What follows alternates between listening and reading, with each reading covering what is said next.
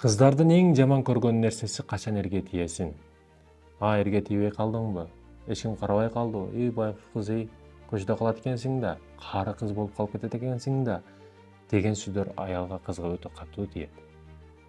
Ар кимдин өз багыты бар, ар кимдин өз жашоосу бар, ар кимдин өзүнүн мээси бар. Эркектерге сурай берет, качан үйлөнөсүң, качан үйлөнөсүң?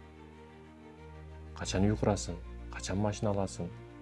Анан кийин үйлөнгүн. Же мына $1000 алып кой, жардам болот. Эң чоң жардам бойдок жигитке болгон жардам, үйлөндүрүп коюу максатында. Коомчулукта фасык, жаман сойкулук иштер көбөйүп кетет, жаман арам иштер көбөйүп кетет. Качан бойдоктор үйлөнбөй койсо, кыздар турмушка чыкпай койсо. Ошондуктан да жакшылыктардын алдындар айтат, жакшылыктын эң чоңу бойдокторду үйлөндүрүп коюу.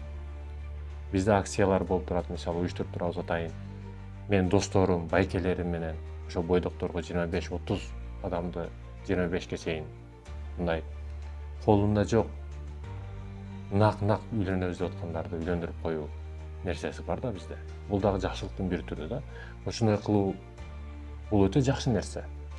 Айтайын деген, суроонун дагы түрү болот. Суроо бериштин дагы адеби болот. Ал өзүнүн ою бар, өзүнүн жашоосу бар, өзүнүн ойлору бар. Ал билип турат үйлөнүш керек экендигин. Ал кыз деле билип турат турмушка чыгышын. Балким ооруп аткандыр, балким бир себеби бардыр, балким ата-энеси разрешение бербей атат. Ошондуктан айтайын дегеним, биздин коомчулукта ушул мектептен бүткөндөн кийин эле эң көп сурала турган нерсе качан үйлөнөсүң, качан аш жейбиз? Сенин не ишиң бар бирөөнүн жашоосу менен?